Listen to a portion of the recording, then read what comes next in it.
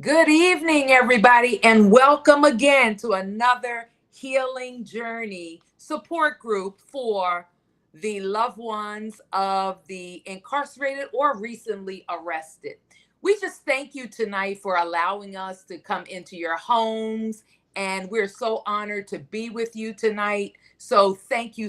Thank you. Thank you. We have a couple of special guests with us, but before I announce them, I want you to know that this is a 501c3 organization where we are able to inform, educate, support, and connect you with all the resources you need. We're here for you. Remember, we're on the journey with you. My loved one is still incarcerated, so I understand. Leah and I have both walked a mile in your shoes. So we work off of donations only and grants. So please, you can look at our website. We're at ourlessonslearned.org and look at our events and things that we're doing. We would also like to thank you for coming out to support our Afrobeat Sip and Paint. It was successful. We were so glad that you all came out. You learned about the organization. And thank you to those who want to come aboard and help us. It was so wonderful to see everybody and to get those well wishes. On tonight, we miss Lee. Lee is not with us. She's on summer vacation. So we wish her well in traveling mercies. But tonight, we have Tanja Fillmore with us. She is one of OLL's advisors. She is also the founder and CEO of Reverse 180. And Reverse 180 is a nonprofit Christian organization that helps women ages 18 and older to transition into successful career women. We recognize that we have all felt insecure at times in our life. And, we mask it sometimes with smiles. So the aim at Reverse 180 is to give all the tools necessary to transition from an insecure woman to a confident woman. They make sure that there is a balance of mental, physical, and spiritual health with guidance to financial stability and independence. And Tanja is also, she's a busy woman now. Tanja is also the creator of My 2 Cents for Change podcast. So look her up on YouTube. She's also on Instagram on Reverse 180. And she does a lot of live things and, a lot of subjects that can interest you. Now, thank you, Tanja, for being here this evening. Thank you for having me. Marquise is the man that is going to be with us this evening. We thank him for being with us. And Marquise he's coming to us. He works with the Florida Rights Coalition. And Marquise, I don't want to tell your story. I want you to tell your story. This is a support group for the loved ones of the incarcerated. And you did some time, and I want you to tell us a little bit about your story, so we will understand. See, I had to bind up the enemy, but he's busy tonight. So we want you to tell us a little bit about your story, Marquise, from having to go on the inside and now on the outside, the life after, and how you're giving back. So welcome, Marquise. We're glad to have you. Thank you. Can you guys hear me? We can hear you, yeah. Perfect. Well, first of all, thank you guys for giving me the opportunity to share my story on this platform and all the things that you guys are doing around this, sensitive topic. My name is Marquise McKenzie. I'm born and raised in Orlando, Florida. When I start my story off, I always start my story off by saying that I grew up with both of my parents. And the reason why I say that, because they say kids who have both parents supposed to be these perfect kids or just have this life just supposed to get them to the success without any issues. But early on, I found myself making some wild decisions with my mom being a correctional officer that landed me in prison at the age of 15. And for those who are listening, Florida do have a law that's called the direct foul law that basically takes a juvenile out of the juvenile system and charges them as an adult. But I do think it was a reason why God led me down that path to get me where I'm at now. And I would have never got here if I would have never had to go through that situation. So I'm here tonight to talk about my story, talk about the efforts and the things that I'm doing in the community. And hoping to shed light on someone else who's going through the same situation. Awesome. So when did life begin for you when it was going to a different direction? Can you tell us a little bit about the earlier years and how everything evolved? Yeah, I think early on, yeah, and just a unique part about the story. I grew up in the church. I'm a firm believer, and I believe in God. Right before I went through my situation, I remember sitting outside one day and I seen a lady pass by, and I was like, "This lady looked good, right?" And we stayed in the neighborhood that was a dead end community. And I was like, well, she got to pass back by, so I have another chance to see her. And I remember laying on the ground, just probably sitting in the sun, just soaking up sun. And I heard a car slowly approaching me. And when I looked up, it was the same lady that passed by. And she was standing at the end of my driveway in her car, and she was like, waving my hand for me to come over. And I'm like, okay, really? But as I got closer to the car, I seen that she was crying, and she was, when I got there, she was like, I don't know you and you don't know me, but God told me that you're about to go through some things, but He's going to be with you Oh, throughout the whole midst of everything. wow. And so I would say that was the start of my journey of everything completely just changing, not knowing that I was going to be arrested, a week later, and facing 10 years in prison. And so that was the start. And once I got incarcerated, once I realized that I was being charged as an adult, when I was in 33rd, one of my thoughts was that, I'm not going to prison for the rest of my life. And if I don't want to come back to this situation, I need to start the way that I change the way that I was thinking. And so early on in my incarceration, I started to try to change my mind. Got involved into a lot of different programs or whatever programs that the jail offered, just to keep myself on a good behavior, because I knew it was life after that and I wasn't going to be incarcerated for the rest of my life. And so I tried to, I took a chance while I had nothing but time on my hands but to get myself together. Awesome. Oh my God, that's awesome. A prophecy. 1 week later. Yep. Wow. Wow. When she prophesied to you, as most people do, she don't know me. What was your thought about that? I was, first thought, just being transparent, like that's not what I want you to stop me for. I wanted I wanted your phone number. But I didn't know what to expect. And I think just at that time, me being, so young, that part went through one ear other. But as I got sat down and I realized, like, God, you was telling me early on, and that was just my message, just to know that, okay, He's going to be with me throughout this whole time. And, you can see just, events after events lined up. It wasn't, to me, I think it was designed by God that I had the fair judges on the market, and He passed away, and I always give credit to him. Late Bob Waters, he was one of the best judges, and anyone that talks about him say, you may get a second chance because of that judge. And so I don't think it wasn't God that led me in front of that judge. And from situations after that, me just, landing up with the right people. I had one of the best public defenders. A lot of people say don't go to court or, trial without a paid lawyer. I didn't have a paid lawyer. I had one of the best public defenders, who was just recently working on the current state attorney administration, and years later, and found back she was back in that role. And so it was definitely a divine journey that I went through with that situation. Wow. Let me ask you a question. You said you came from a two-parented household. What did your parents say? How did this affect them? Did they tell you, were they prominent in the community, or how did this affect them? Yeah, I will. And I honestly don't recall to this day of not even my parents asking me what I was thinking, or why did I do it. It was, I grew up around parents who had strict parents, and they had that saying that you lay in the bed that you made. But they supported me throughout. It's like, we're not going to question you. We're not going to go against you or anything. We just we're here to let you know this is something that you got to get through yourself. But our arms and support is going to be wide open.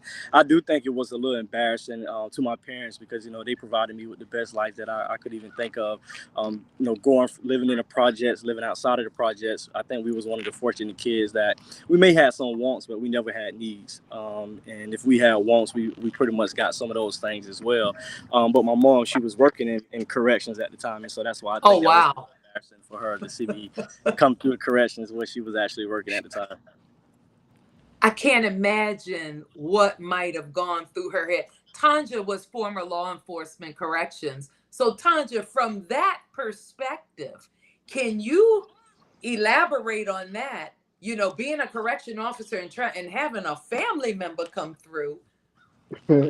Well, I've had many of those come through, but they separate you. And a lot of officers have those issues. And it's not that they're not a good parent, But unfortunately, sometimes he has two parents, so that's actually a good thing. But some of them are single parents, and they have to leave the kids, and come to Mhm. work. And so kids get a little busy doing things that they do. Mhm.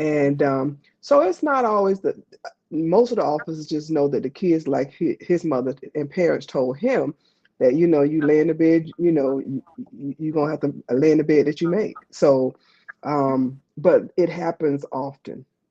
Unfortunately, it happens often, but fortunately for him, his outcome was great. He is just such an awesome He man. I is. tell you, it's just oh, I know so much about him because his mom used to talk to me all the time, and Oh, so wow. she loves her boys, and she talks about them, and she supports them.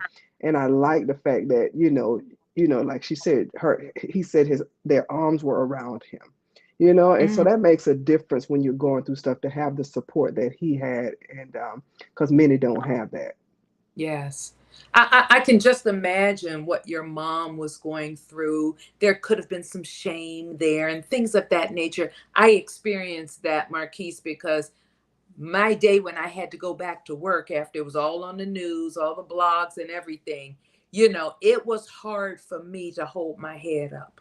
I had to use everything I had, and I would run in the bathroom and cry and, this and that. And it's hard, but, it's hard. Was it hard for you, looking at where you were going, looking at the effect that it might have had on them? Oh, it definitely played a significant role. Like I said, my parents, anything that we worked hard and we deserved it. They definitely gave it to us, right? And even times when we didn't deserve it, they gave it to us. So, looking at the circumstance, I didn't have no reason, making that decision.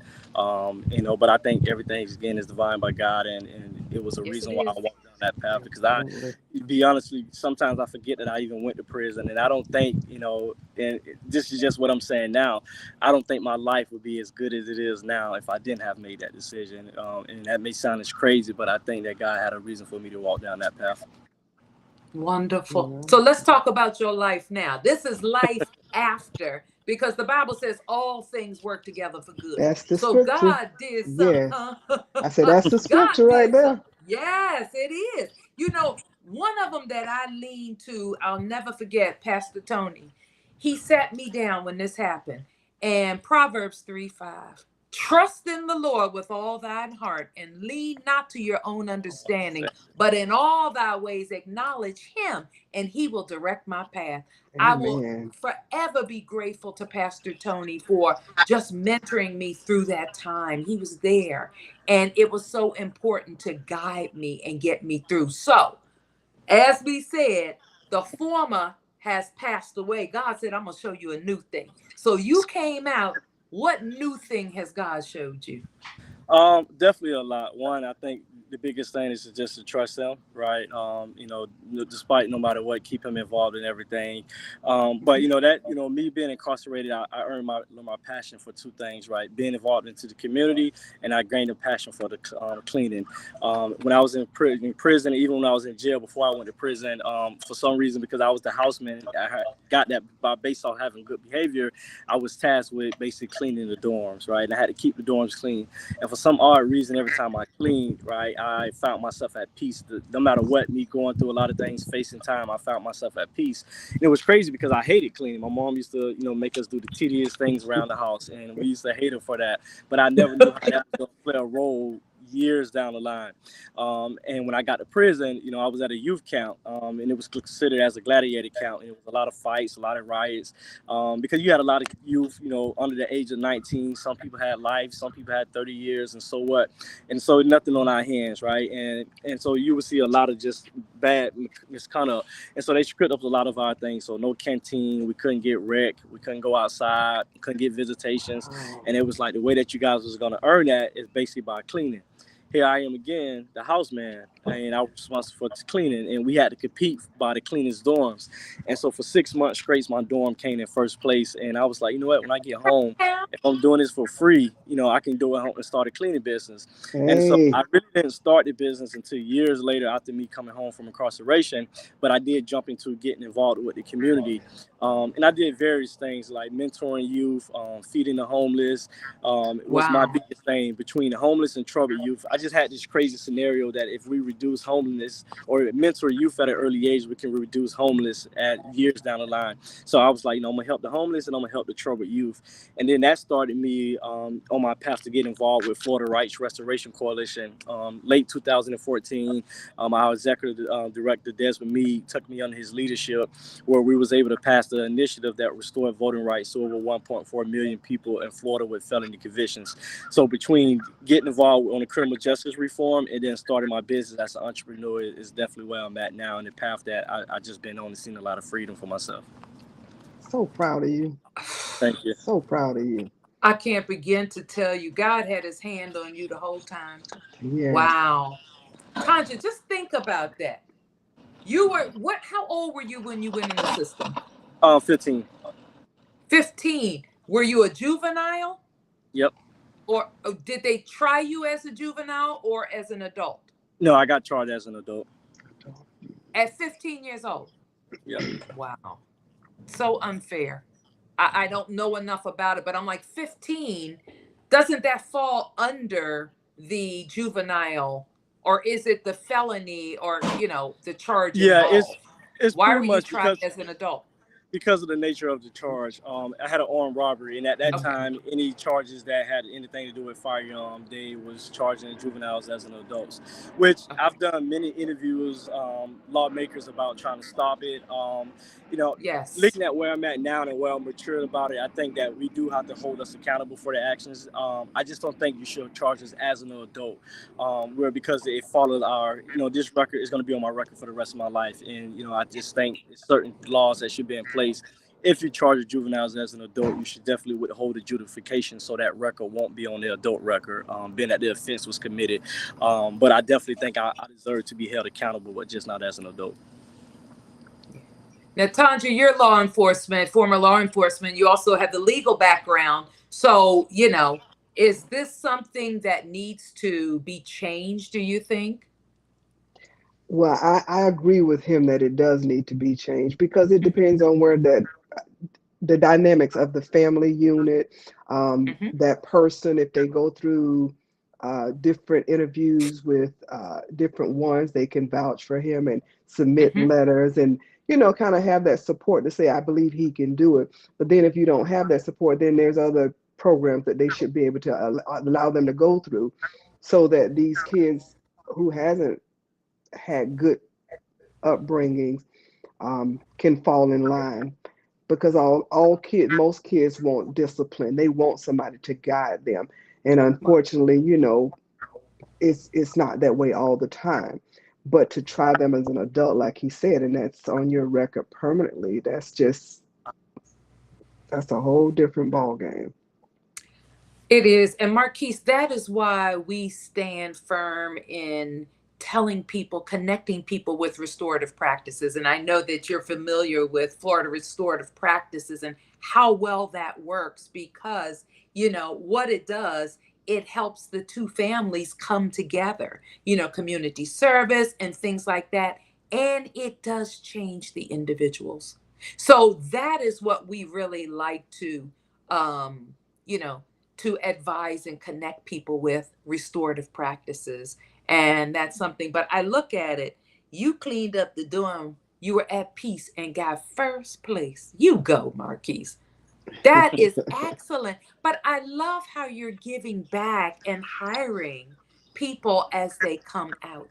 I hate to give them a label as an inmate or, a felon. You're hiring people, individuals, as they come out and giving them a chance. You're going to be truly blessed for blessing others and what you're doing.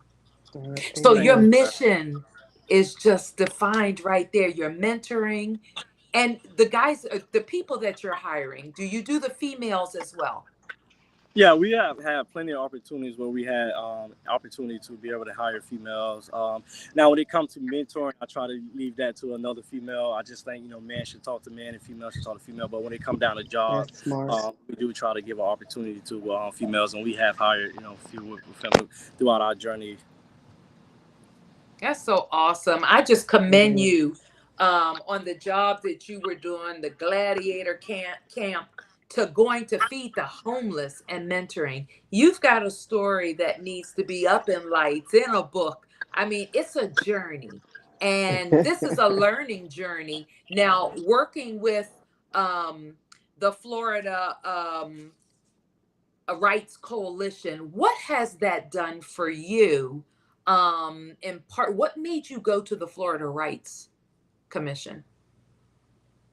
So I actually, Desmond Meade, at the time, just transparent, he was the first African American man that I was able to feel that I was trusted and to be able to follow their direction. Right, many guys coming out, and I think that plays a role. Sometimes people coming out, especially youth, they just need guidance of people that they can trust. And he was the first person that I met through my journey that was humble enough to take me under his leadership and guide me to lead me the right way.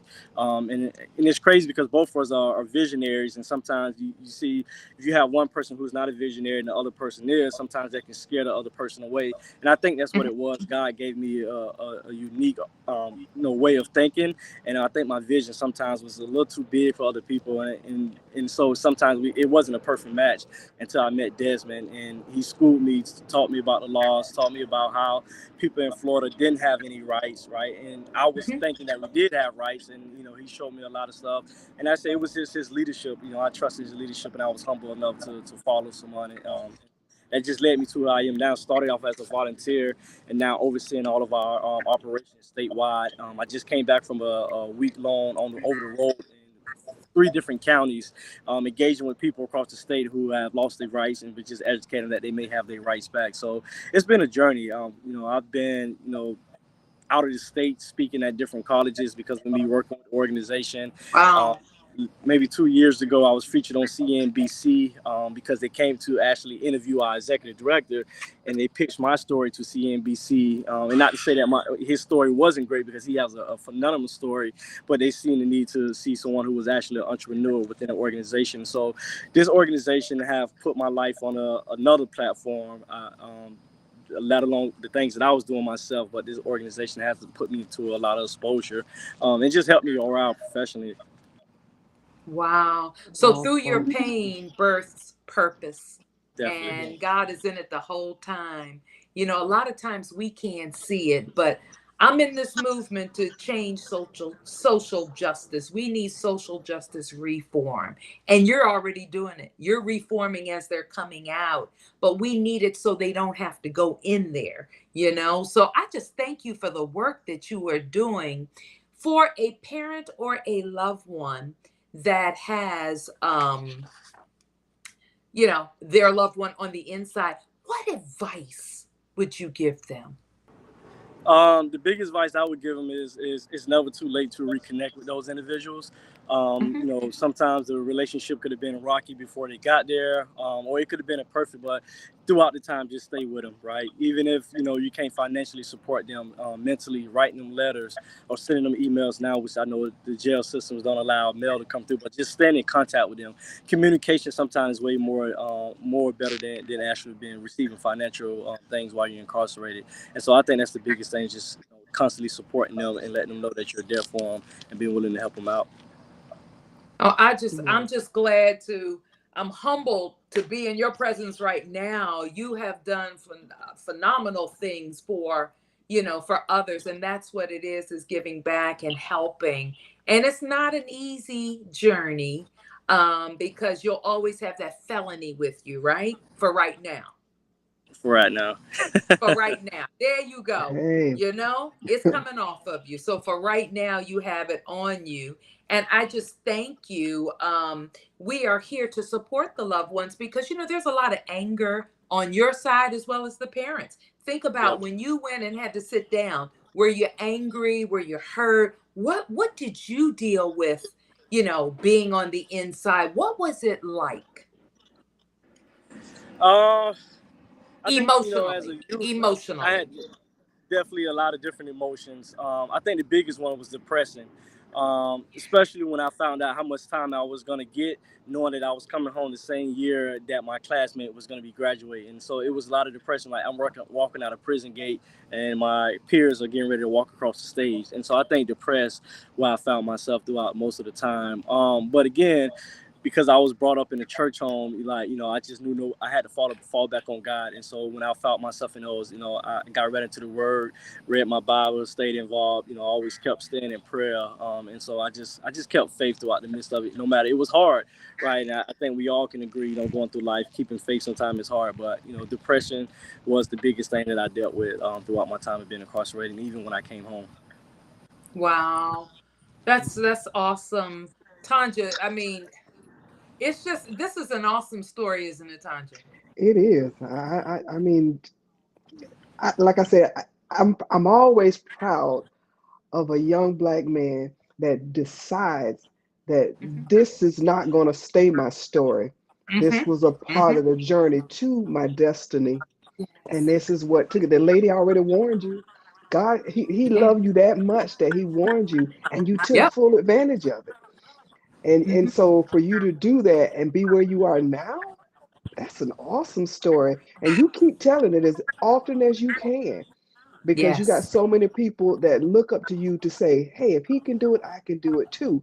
And also to have the support that you have, that's what we all need. And Yes. so I am super duper proud to support any brother, anybody that's coming out Yeah. and doing what you're doing because you didn't let it Exactly. get you down. Like you said, you were depressed, but you didn't stay there. Hmm. That's the whole goal, not to stay where the enemy wants you to stay, but to go where Hmm. God has told you you're going. That's right. One thing, Tanja, I wanted to ask you in working with his mother, in law enforcement, did you see the emotions and what she was going through at work? Everybody knowing her business, and it's just a communal thing then. What do you think, or knowing her, what do you think she was going through? Well, when I worked with her, he was already out. Okay. All right. So, but if you know her and her personality, she's always upbeat, always got a smile on her face, always got something positive to say. She don't let stuff get her down. I don't care what's going on at work. She knew her job. She did it. Smile on her face. Even when things get hectic and we got a situation, she's always upbeat. It's not stressing her out. So now that's all I've ever seen. So I can imagine the support that he got because she's an awesome woman. She is an awesome woman. So I'm and an awesome mother. So for me to know that much about her, I know what she instilled in him. And that's why he Yeah. is where he is. He's just like her. Marquise has Yeah. had a smile on his face and upbeat the whole time after what he has been through. My first time Yes. speaking with Marquise, I'm like, wow, he is just upbeat. And it is just a pleasure to have you. And I want to partner this organization with you because we're in this fight together. We support, we connect, we do all of that. So I just thank you for being a part of our group, and I pray God's richest blessings Yes. upon you and that he restore the time. It's very hard. I go see my son this week, and I think the hardest thing for me is having those big steel doors closed. He's on one side and I'm on the other. So it takes me to, I have to, this whole week I condition myself for what's going to be. I have to truly condition myself. So I just thank you for all you do. And Marquise, this won't be the last time. So we are now partners in this run together to change this system and make it better. So I thank you, Marquise. Tanja, would Yes. you like to say anything else? No, I mean I've said everything that I am super, super, super excited to know someone like this. Me too. This is a success story in reality for me. You Yes. hear about it or you read about it, but I actually know him. Mm-hmm. And to know the family, I've been to his house. Mm-hmm. So I just know that when you hear those kind of things, you do want to stay connected. You do want to spread the word. and so that other people can join in and want to be like you. I had to say want to be like Mike. Let's want to be like Hmm. Marquise. I love it. I love it. Thank you, Tanja. And thank you for being an active advisor and working with OLL. It's because of Tanja that we found out about Marquise. So I thank you. Thank you. Oh, Thank it was you. my pleasure. Marquise, God bless you on this journey. God ain't finished with you yet. You just beginning. Mm-mm. So you That's know right. what? Just be ready for the ride because you are going up, up, up. Yes. Remember that. Thank you for that. And when my son Yeah. comes out, if he needs a job, I'm gonna call you. Hey, Marquise, he needs a job. So maybe you two can hook up. He's got 2 years left. And I'm praying that the miracle comes and it'll be less, it'll be today or tomorrow. Maybe when I go there, he can come back with me. Okay, I'm gonna put that out there in the atmosphere, okay? But anyway, I thank you both for being with us tonight. Thank you, our support people, for letting us come into your lives and your homes and helping us and supporting us. If you're struggling with anything, please let us know. I am a licensed mental health counselor, and emotionally, sometimes we suffer. So reach out. You can inbox us, DM us, whatever you want to do, and let us know, hey, I'm struggling with this. You know, in my talks, people don't even know we have this group. So people are coming, hey, I didn't know you had it. I'm glad I got this one in prison and that one. I said, join us in our support group. So we are trying to get our name out there. We want to be a community resource, just like JetBlue. We want to be a household name. So help us and refer people to us if you know they're suffering. And this is a safe environment. We don't have to air everything here. We can do it the way that you want to do it. So, anyway, good night, everybody. We will see you in 2 weeks. We pray God's blessings over you and your loved ones that are incarcerated or recently arrested. Keep looking up. Don't look at the situation. Look to God.